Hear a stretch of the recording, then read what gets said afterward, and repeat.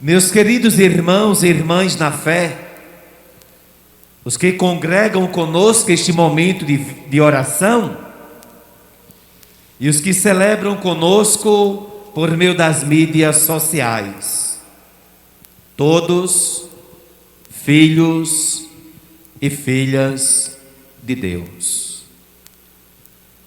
Na vida nós precisamos de muita coisa. Na vida nós precisamos de coragem. Nós precisamos de coragem quando criança,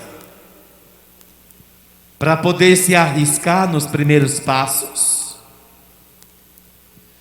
Nós precisamos de coragem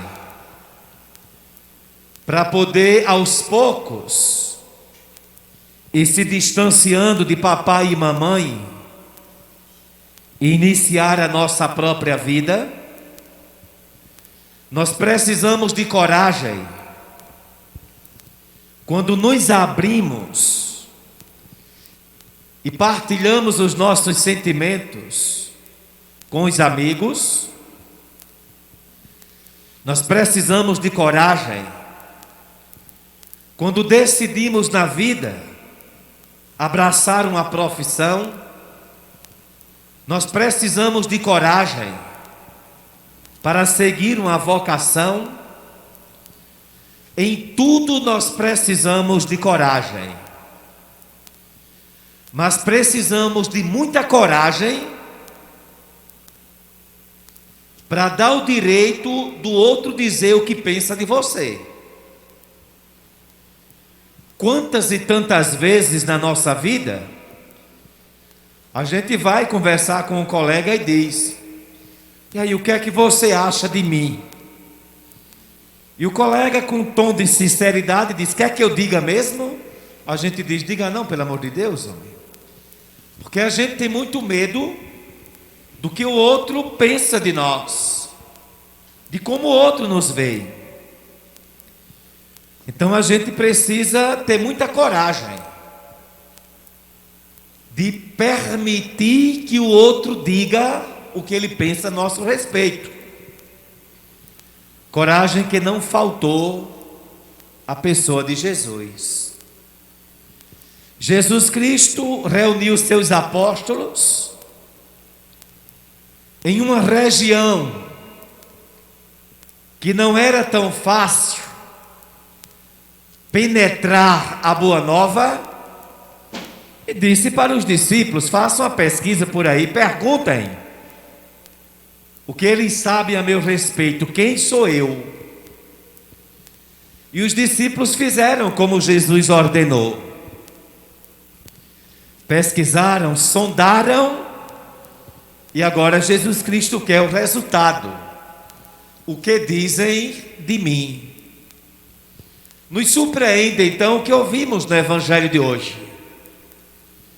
Porque a primeira compreensão que a gente tem é que o mundo não sabe quem é Jesus.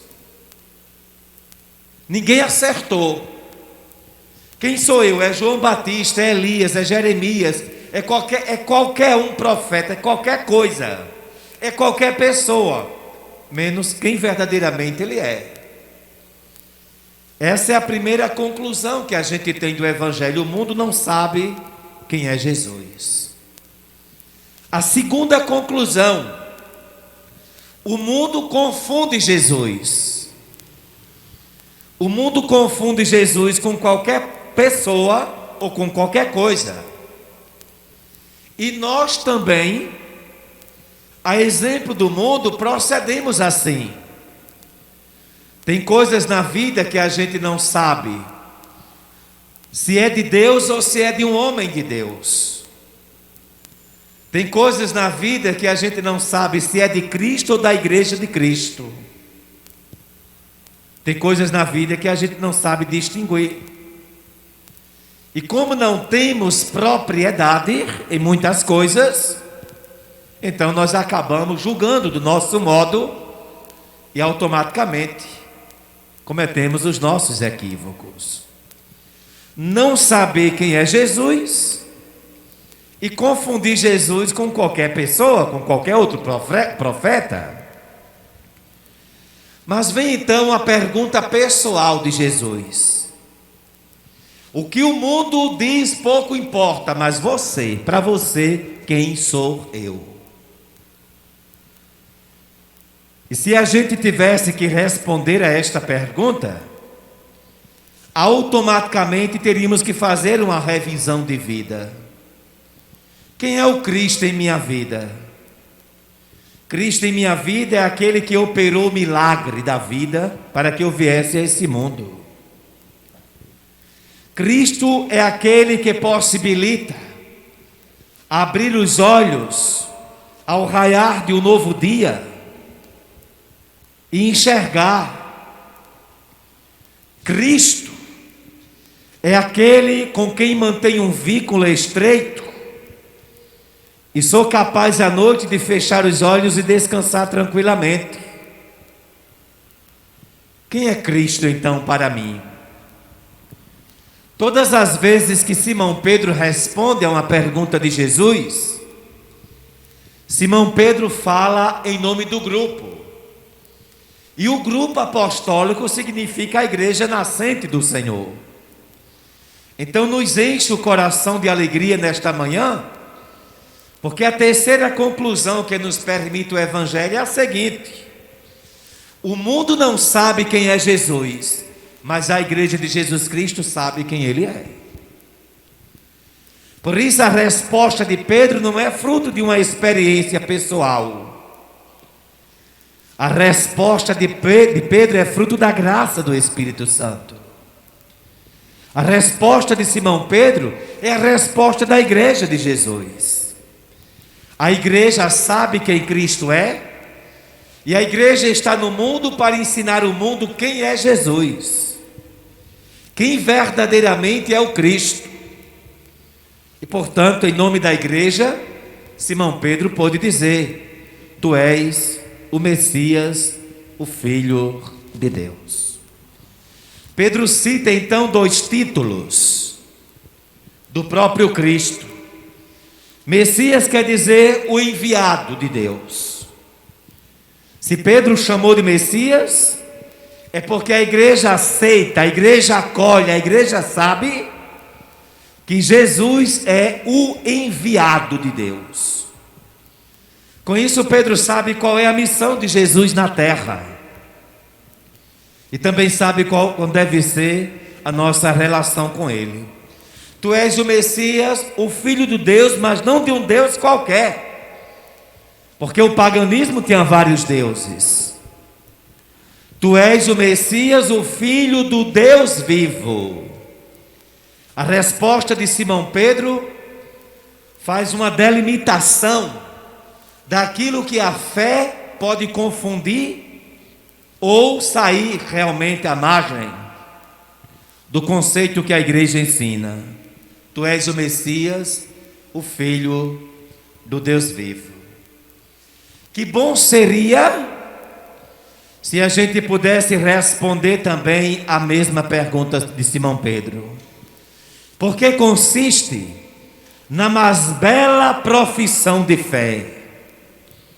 E a nossa vida não deve ter outra direção, senão a de reconhecer Jesus Cristo como o único Filho de Deus.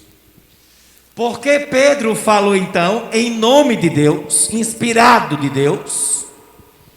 Jesus Cristo disse: tu és Pedro, e eu te darei as chaves do reino dos céus.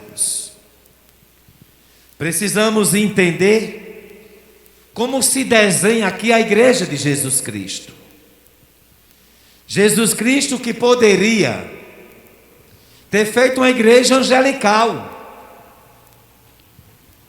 poderia ter escolhido os anjos para a composição da sua igreja. Não quis. Quis uma igreja conduzida por homens na lógica do Espírito Santo. Eu te darei as chaves do reino dos céus. compreendemos nesta citação bíblica realmente o que o primeiro Papa da Igreja de Jesus Cristo recebeu do próprio Senhor. E por isso, meus irmãos e minhas irmãs, não devemos temer na barca em que estamos. Não devemos ter medo da travessia que fazemos. Estamos na barca de Pedro. Estamos na igreja de Jesus Cristo. E a palavra de segurança do Senhor: as portas do inferno não prevalecerão. A igreja de Jesus Cristo já sofreu muito. Foi perseguida em toda a sua história. A igreja de Jesus Cristo, por meio de seus membros, sempre errou. Por meio de seus membros. Mas a igreja de Jesus Cristo nunca será derrotada, nem cairá em derrocada, porque é dele. É ele que conduz essa barca. É ele que sabe onde devemos chegar. Devemos então professar a nossa fé, acreditando verdadeiramente que sabemos quem Cristo é e por isso o seguimos. Peçamos a Deus cada vez mais que na sua bondade e uma bondade para sempre, o Senhor possa nos animar neste caminho em que fazemos. Que o exemplo então combatido do profeta Isaías possa nos inspirar a viver na igreja de Cristo com um senso de pertença e de seguimento ao Senhor Jesus. Peçamos a Ele a sabedoria profunda que o apóstolo Paulo trata na carta aos Romanos, para que nenhum pensamento, nenhuma ideologia possa nos tirar do caminho de Cristo, que é verdade e vida. E que o nosso batismo nos faça cada vez mais estreitar os laços com o Senhor, para que estejamos todos na barca que não se afunda e que Cristo é o condutor. Ele é o Messias, o Filho de Deus vivo. Louvado seja nosso Senhor Jesus Cristo.